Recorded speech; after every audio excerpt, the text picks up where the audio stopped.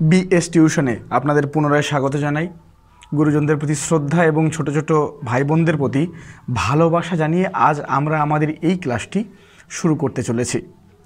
সবার আগে তো আমার এতদিনকার ভিডিও না দেওয়ার জন্য একটি বিশেষ কারণবশত আমি তোমাদের সঙ্গে ভিডিও শেয়ার করে নিতে পারিনি, কিন্তু এর পরবর্তী সময় থেকে অর্থাৎ আজকের ভিডিওর পর থেকে তোমাদের কন্টিনিউয়াসলি তোমাদের ভিডিও আপলোড করা হবে, যাতে তোমরা সকলেই আমাদের এই বিএস টিউশনের সঙ্গে যুক্ত থাকতে পারো এবং একই সঙ্গে প্রত্যেকটি ক্লাস তোমরা সঠিকভাবে বুঝে নিতে পারো। আর এতদিন দেরি হওয়ার জন্য আমি সবার কাছে ক্ষমা প্রার্থী, তোমরা সকলে আমাকে ক্ষমা করে দিও। এর পর দিন থেকে তোমাদের প্রত্যহ বিভিন্ন বিষয়ের এইরকমভাবে যে বিষয়ভিত্তিক আলোচনা আমরা করে থাকি, ঠিক সেই রকমভাবেই আলোচনা করা হবে, যাতে তোমরা অতি সহজেই প্রত্যেকটি টপিক সুন্দরভাবে বুঝতে পারো। এবার আজ আমরা যেই বিষয় নিয়ে আলোচনা করব সেটি হবে আমাদের ক্লাস 9-এর বাংলা বিষয়ের অজিত দত্ত বিরচিত নোঙর নামক কবিতাটি নিয়ে। এটি আমাদের প্রথম পর্বের পরীক্ষাতে রয়েছে, আমরা সকলেই জানি। তো ক্লাস 9-এ যারা যারা পড়ছো তারা তো এই কবিতাটি সম্পর্কে হয়তো বাড়িতে তোমরা একবার করে পড়েছো পর্যন্ত, কিন্তু ব্যাপারটা এই রকম অবস্থায় এসে দাঁড়িয়েছে যে আমরা যদি এই কবিতাটির ভেতরকার বা অন্তর্নিহিত মানে যদি না বুঝি, তাহলে কিন্তু আমাদের কাছে সম্পূর্ণ কবিতাটাই একটা ধোঁয়াশা সৃষ্টি করবে। আর সেই ধোঁয়াশাটাকে সম্পূর্ণভাবে মিটিয়ে দেওয়ার জন্য আমি এই নোঙর নামক কবিতাটি তোমাদের সঙ্গে সুন্দরভাবে পাঠ করে নেব এবং একই সঙ্গে এর মধ্যে দিয়ে অজিত দত্ত কী বোঝাতে চেয়েছেন সেটিও আমরা কিন্তু সুন্দরভাবে বুঝে নেব। তোমরা এখনও পর্যন্ত যারা যারা আমার এই বিএস টিউশন ইউটিউব চ্যানেলটিকে সাবস্ক্রাইব করোনি, তারা অতি অবশ্যই আমার এই বিএস টিউশন ইউটিউব চ্যানেলটিকে সাবস্ক্রাইব করো এবং পাশে থাকা বেল আইকনে ক্লিক করে রাখো এবং নোটিফিকেশান অল করে রাখো, যাতে এর পরবর্তী সময়ে আমি যেই বিষয় নিয়েই আলোচনা করি না কেন সেগুলো যেন সবার আগে তোমাদের কাছে পৌঁছে যেতে পারে। চলো, কোনো রকমের কোনো সময় নষ্ট না করে আজ আমরা আমাদের এই আলোচনার ভেতরে প্রবেশ করি এবং কবিতাটি সম্পর্কে সমস্ত কিছু আমরা বুঝে নিই। অজিত দত্ত এই এমন একজন রাইটার যিনি কিনা আধুনিক সময়ে জন্মগ্রহণ করার মধ্যে দিয়েই নিজের অস্তিত্বের প্রকাশ ঘটিয়েছেন বিভিন্ন লেখনীর মধ্যে দিয়ে। তিনি জন্মগ্রহণ করেছেন 1907 খ্রিস্টাব্দে এবং পরলোক গমন করেছেন 1979 খ্রিস্টাব্দে। তার এই সামান্যতম জীবন দশাতেই তিনি এমন সব সৃষ্টি সম্ভার আমাদেরকে উপহার দিয়ে গেছেন, যার জন্য আমরা তার প্রতি সারা জীবন ঋণী থাকব।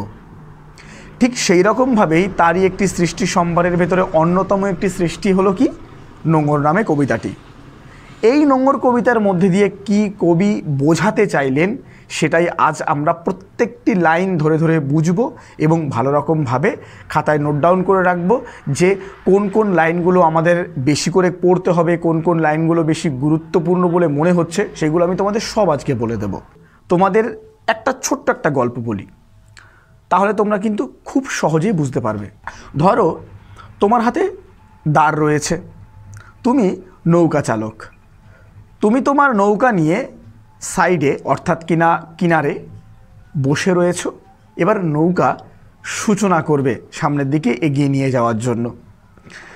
তো তুমি খেয়ালই করনি সেই নৌকার যে নোঙর। এবার নোঙর হলো কি, সাধারণভাবে আমরা জানি যে মাছ ধরবার জন্য যখন জেলেরা বড় বড় ট্রলার নিয়ে যায় বা লঞ্চ নিয়ে যায়, বা আমরা বিশেষভাবে দেখতে পারি যে জাহাজের ক্ষেত্রেও যেই একটা বড়শির মতো বাঁকানো অংশ যেটি চেনের সঙ্গে লাগানো থাকে, বা নৌকোতে তো দড়ি, মোটা দড়ির সঙ্গে লাগানো থাকে, সেইটা মাটির নিচে যখন ফেলে দেয় তখন সেই মাটির নিচে মাটিটাকে আঁকড়ে ধরে এবং আঁকড়ে ধরে সেই নৌকাটি বা সেই লঞ্চটি বা সেই বড় বৃহৎ জাহাজটি এক জায়গায় স্থির থাকতে পারে। তা তুমি কি করেছো, তুমি সেই দাঁড় টেনেই চলেছো, কিন্তু তোমার খেয়াল নেই তোমার সেই নৌকার যে সেই নোঙর মাটিতে পড়ে রয়েছে। তুমি অবিরাম পরিশ্রম করছো নৌকোটাকে সামনে নিয়ে যাওয়ার জন্য, কিন্তু তুমি কি পারবে? তুমি নদীর এক সাইড থেকে বা তুমি সমুদ্রের এক সাইড থেকে অন্য সাইডে বা নদীর এপার থেকে ওপারে যেতে গেলে তোমাকে তো সেই নোঙর তো তুলতে হবে, না হলে সেই নোঙর যদি না তোলো তুমি তো সামনের দিকে এগোতে পারবে না। তাহলে এই নোঙরটাকে যদি তুমি জীবনের সেই সংসারের প্রতি মায়া, ভালোবাসা, আপনজনদের প্রতি যেই শ্রদ্ধা ভাব এবং ভালোবাসা মায়ায় যে জড়িয়ে যাওয়া, সংসারের জালে যে আবদ্ধকরণ, সেইটাকে তুমি যদি ভাবো সেই নোঙরের সঙ্গে, তাহলে কিন্তু খুব সহজেই তুমি বুঝতে পারবে। এইবার আসি মূল আলোচনার ভেতরে। কি বলেছেন কবি? পাড়ি দিতে সপ্ত সিন্ধু পারে, নোঙর গিয়েছে পড়ে তটেরও কিনারে। আমি সপ্ত সিন্ধু পাড়ি দেব, কিন্তু আমি জানি না আমার সেই নৌকোর সেই নোঙর মাটিতে পড়ে রয়েছে। তারপরে বলছে, সারা রাত মিছে দাঁড় টানি, মিছে দাঁড় টানি। আমি সারা রাত ধরে মিছে দাঁড় টানছি। আমার এই সংসারে, আমার এই পৃথিবীতে বা ধরাধামে এসে বাবা মা, স্ত্রী, বোন, পরিজন সবাইকে নিয়ে যে একটা সংসারের প্রতি যে আবদ্ধকরণ, সেই আবদ্ধকরণের মধ্যে আমি জড়িয়ে গেছি। আর এই জড়িয়ে যাওয়ার ফলস্বরূপ কি হয়েছে? আমি সামনের দিকে সেই সংসারটাকে পরিত্যাগ করে আমি আমার জীবনটাকে উপলব্ধি করতে পারছি না, যেন সংসার আমাকে আঁকড়ে ধরে রেখে দিয়েছে। তাই তো বলেছে, সারা রাত মিছে দাঁড় টানি। আমি যেন চেষ্টাটুকু করেই যাচ্ছি। জোয়ারের ঢেউগুলি ফুলে ফুলে ওঠে, এ তরিতে মাথা ঠুকে সমুদ্রের দিকে তারা ছোটে। কি বলছে? জোয়ারের ঢেউগুলি ফুলে ফুলে ওঠে, জোয়ারের ঢেউ ফুলে ফুলে উঠছে। এ তরিতে মানে আমার এই নৌকোয় মাথা ঠুকে সমুদ্রের দিকে তারা ছোটে। সেই ঢেউগুলো আমার সেই যে নৌকো রয়েছে সেই নৌকোতে যেন মাথা ঠুকছে, এবং ঠুকে তারা কি হচ্ছে? সেই অসীম সেই সমুদ্রের দিকে ধাবমান হয়েছে। তার কথাই কিন্তু এখানে কবি বললেন। তারপর তিনি কি বলেছেন? তারপর ভাটার শোষণ, স্রোতের প্রবল প্রাণ করে আহরণ। তারপরে কি বলছে? ভাটার শোষণ। এই জীবনের যে উপলব্ধি, এই উপলব্ধিকরণের ক্ষেত্রে কিন্তু আমরা জীবনে অনেক ধরনের উত্থান পতনের কিন্তু সম্মুখীন হই। তাই জীবনে কোনো সময় সুখ থাকে, কোনো সময় দুঃখ থাকে। বিখ্যাত কবিগণ তাই তো বলে গেছেন, আমাদের জীবনে দুঃখটাই যেন সর্বত্র বিরাজমান, সুখ তো খুব স্বল্পস্থায়ী। তাই সেই দুঃখটাকে আলিঙ্গন করে যেন আমরা সামনের দিকে এগিয়ে যেতে পারি, কিন্তু সেটা তো সম্ভব হচ্ছে না। সংসারের এই মায়া জালে আমি আবদ্ধ হয়ে গেছি। তারপরে বলছে, জোয়ার ভাটায় বাধা এ তটেরও কাছে, আমার বাণিজ্য তরী বাধা পড়ে আছে। এই যে জোয়ার ভাটা, এই যে উত্থান পতন, এই যে জীবনের যে কত বৈচিত্র্যময়তা, এইখানে যে আমি বাধা পড়ে রয়েছি, এই সংসারের জালে আমি আবদ্ধ, আমি যেন বেরোতে পারছি না। আমার বাণিজ্য তরী বাধা পড়ে আছে। আমার এই যে বাণিজ্য যে আমি করব, এখানে বাণিজ্য বলতে জীবনের সেই বাকি জীবনটাকে পৃথিবীর সঙ্গে নিজেকে মিলিয়ে দেওয়া এবং সেই মেলানোর মধ্যে দিয়েই জীবনে বৈচিত্র্য খুঁজে পাওয়া, কিন্তু সেটা তো সম্ভব হচ্ছে না। তারপরে তিনি আবার জানিয়েছেন, যতই না দাঁড় টানি, যতই মাছ তুলে বাঁধি পাল, নোঙরের কাছি বাঁধা তবু এ নৌকা চিরকাল। আমি যতই না দাঁড় টানি, আমি সারা জীবন সেই চেষ্টাটুকুই করে যাচ্ছি। যতই মাছ তুলে বাঁধি পাল, এই মাছ তুলে আমি যতই পাল বাঁধি না কেন। পাল হলো কি? সেই মাস্তুল তোমরা যদি দেখো, আগেকার যুগের সেই নৌকোতে, নৌকোর মাঝে মস্ত বড় একটা কাঠের দণ্ড থাকতো, সেইটার সঙ্গে একটা কাপড় টাঙানো থাকতো, ত্রিভুজ। ওই ত্রিভুজ কাপড় অর্থাৎ কিনা যেটাকে এমনভাবে সেই আমাদের মাঝি ভাই সাজিয়ে গুছিয়ে তুলতেন যে কোন দিকে হাওয়া দিচ্ছে তার বুদ্ধিমত্তার মধ্যে দিয়ে তিনি সেই নৌকোটাকে সামনের দিকে এগিয়ে নিয়ে যেতে পারতেন সেই হাওয়ার টানে। তাই তো বলেছে, আমি দাঁড় টানছি, আমি পাল তুলেছি, কিন্তু তা সত্ত্বেও আমি এগোতে পারছি না। কেন?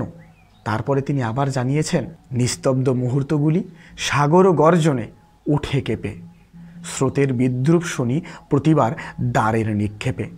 এই নিস্তব্ধতা যেন আমি অনুভব করতে পারছি, আর আমি শুধুমাত্র আমার সেই দ্বারের নিক্ষেপগুলো শুনতে পাচ্ছি।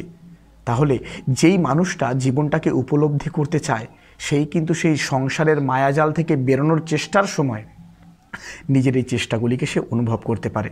অন্য কিন্তু কেউ পারবে না তোমার সেই চেষ্টাটাকে অনুভব করতে। তারপরে তো তিনি আবার জানিয়েছেন, যতই তারার দিকে চেয়ে করি দিকের নিশানা, ততই বিরামহীন এই দ্বার টানা। আমি তারার দিকে তাকিয়ে দিক নির্দেশ করার চেষ্টা করছি, দিক যেন খুঁজে বেড়াচ্ছি, কিন্তু আমি পাচ্ছি না। সেই দিকের সন্ধান হয়তো আমি জানি অল্প বিস্তর, কিন্তু তা সত্ত্বেও আমি এগোতে পারছি না। ততই বিরামহীন এই দাঁড় টানা।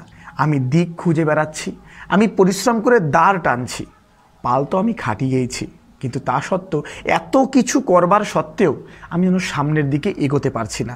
এরপরে দেখো কবি কী জানিয়েছেন, তরি ভরা পণ্য নিয়ে পাড়ি দিতে সপ্ত সিন্ধু পারে।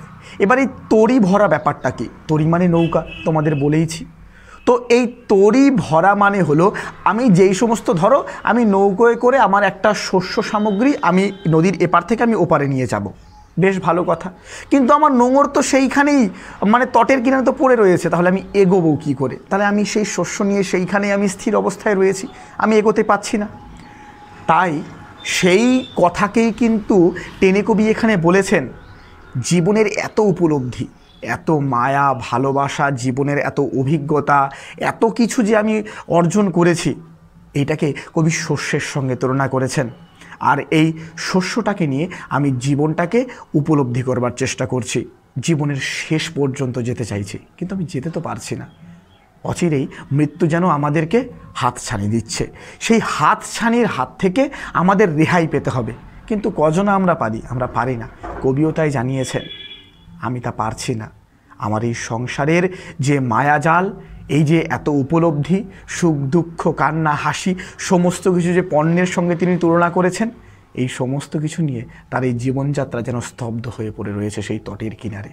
তারপরে তিনি আবার বলেছেন, সারা রাত তবু দাঁড় টানি, তবু দাঁড় টানি। কি বলছে? সারা রাত তবু দাঁড় টেনে চলেছি। এবার তোমরা যদি আমাকে কোশ্চেন করো যে স্যার তাহলে এখানে কবি তো বুঝতে পারছেন তিনি এগোতে পারছেন না, তাহলে তিনি কেন এই দাঁড় টেনে চলেছেন? সবার আগে তো এতটুকু মাথায় রাখো, আমরা মানুষ কেন, অন্যান্য প্রাণীদের সঙ্গেও এই ব্যাপারটা কিন্তু ঘটে থাকে। ব্যাপারটা কীরকম? আমরা জেদি, আমরা চেষ্টা করি, সেই চেষ্টার ফল স্বরূপ হিসেবে যে একটা ভালো ফল পাবো, সেই আশাতেই কিন্তু আমরা কোনো একটা কার্যক্রম করি। সেই কার্যক্রমটা হয়তো ভালো হতেও পারে, হয়তো খারাপও হতে পারে। আমরা তো সেই ভবিষ্যৎটাকে তো আমরা দেখতে পাচ্ছি না। যদি আমরা ভবিষ্যৎটাকে দেখতে পারতাম যে আমি এই পরিশ্রমটা করছি, এর ফল পরিণতি স্বরূপ আমি এতটুকু পাবো, তাহলে তো সেই রকমভাবেই আমি পরিশ্রমটা করতাম, তাই না? কিন্তু আমরা তো সেটা তো পারি না। আমরা কি করছি? তাই আমরা সেই জীবনটাকে উপলব্ধি করছি, জীবনে কঠোরভাবে পরিশ্রম করছি জীবনে সফলতা পাওয়ার জন্য। আর এই যে একটা অদম্য জেদ, এই যে একটা ব্যক্তিত্ব, এই ব্যক্তিত্বের জন্যই কিন্তু এই সারা রাত আমি নিচে দাঁড় টেনে চলেছি। একটা আশা হয়তো বুকের কোনো একটা অংশে লুকিয়ে রয়েছে যে আমি হয়তো এই সংসারের যে মায়াজাল, এটাকে কাটিয়ে উঠে জীবনটাকে উপলব্ধি করতে পারবো। তাহলেই কিন্তু আমাদের জীবনের সার্থকতা, নচেত এই সংসারের মায়াজালেই আমাদের আবদ্ধ থেকে যেতে হবে। কবি সেই কথাই কিন্তু এখানে বললেন। আশা করি তোমরা সকলে খুব ভালো রকমভাবে বুঝতে পেরেছো। এর পরবর্তী সময়েও যদি তোমাদের কোনো রকমের কোনো অসুবিধা হয়, আমাকে তোমরা অতি অবশ্যই কমেন্ট করো। আমি তোমাদের প্রত্যেকটি কমেন্টের সঠিকভাবে উত্তর দিয়ে দেওয়ার চেষ্টা করব। আর এখান থেকে যে বেশ কয়েকটি বড় প্রশ্নগত দিক থেকে আমি বলি, ছোট প্রশ্নগত দিক থেকে যে কোনটা কোনটা করতে হবে আমি তোমাদের অন্য আরেকদিন বলে দেব। প্রথম প্রশ্ন তোমরা করবে, সারা রাত মিছে দাঁড় টানি, মিছে দাঁড় টানি, কবির এই দাঁড় টানার কারণ কি? আর দাঁড় মিছে জেনেও কবি তা করলেন কেন? যে আমি এইমাত্র তোমাদের বুঝিয়ে দিলাম, ঠিক সেই কথাটাই কিন্তু এখানে বলেছে। পাড়ি দিতে সপ্ত সিন্ধু পারে, কবি দূর সিন্ধু পারে পাড়ি দিতে চান কেন? তৃতীয় প্রশ্ন তোমরা করবে, আমার বাণিজ্য তরী বাধা পড়ে আছে, কবির বাণিজ্য তরী কোথায় বাধা পড়ে আছে? কবির এরূপ উক্তির তাৎপর্য কী? এই প্রশ্নটা কিন্তু তোমরা খুব ভালো রকমভাবে করবে। নেক্সট যেই প্রশ্নটি এখান থেকে বড় প্রশ্ন তোমরা করবে তা হবে, সারা রাত তবু দাঁড় টানি, উদ্ধৃতাংশে কবি তবু শব্দটি ব্যবহার করেছেন কেন? তার নিজের ভাষায় বুঝিয়ে বলো। এই কবিতা থেকে যেই প্রশ্নটি আমি সবথেকে গুরুত্বপূর্ণ বলে মনে করি, সেই প্রশ্নটি এখন আমি তোমাদের বলতে চলেছি। আর এই একটিমাত্র প্রশ্নের উত্তর করলেই তোমরা বাকি সবগুলো প্রশ্নের উত্তর তোমরা করতে পারবে খুব সহজে। সেই প্রশ্নটি হলো কি? সেই প্রশ্নটি হলো, নোঙর কবিতার মধ্যে দিয়ে অজিত দত্ত কি বোঝাতে চেয়েছেন বা এর মূল মর্মার্থ কী? তোমরা সামান্যতম এই কয়েকটি প্রশ্ন করবে, এর বাইরে তোমাদের বড় প্রশ্ন কিচ্ছু আসবে না। এখান থেকে তোমরা প্রত্যেকটি প্রশ্ন কমন পাবে। আজ এই বলেই আমরা আমাদের এই ক্লাসটি এখানেই সম্পন্ন করছি।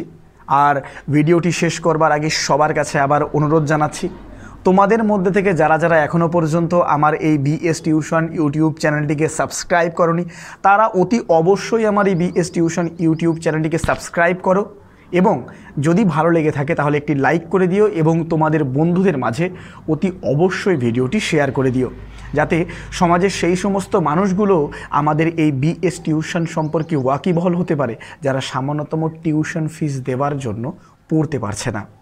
তাই তোমাদের সবার কাছে অনুরোধ রইল, তোমরা খুবভাবে এই ভিডিওটাকে শেয়ার করো এবং একই সঙ্গে বিএস টিউশন ইউটিউব চ্যানেলটিকে তোমাদের সকলের মাঝে তোমরা শেয়ার করে দাও, যাতে তারাও আমাদের এই পড়াশোনা সম্পর্কে ওয়াকিবহাল হতে পারে। এবং তোমাদের মধ্যে থেকে যারা যারা আমার কাছে অফলাইনে টিউশন পড়তে চাইছো, তারা অতি অবশ্যই পাশে দেওয়া ঠিকানায় আমার সঙ্গে যোগাযোগ করতে পারো। এখানে আমার নিজস্ব পার্সোনাল হোয়াটসঅ্যাপ নাম্বার দেওয়া রইল। আজ এই বলে আমি সম্পন্ন করছি ভিডিওটি। তোমরা সকলে খুব ভালো থাকো, চমৎকারভাবে পড়াশোনা করো এবং সুস্থ থাকো।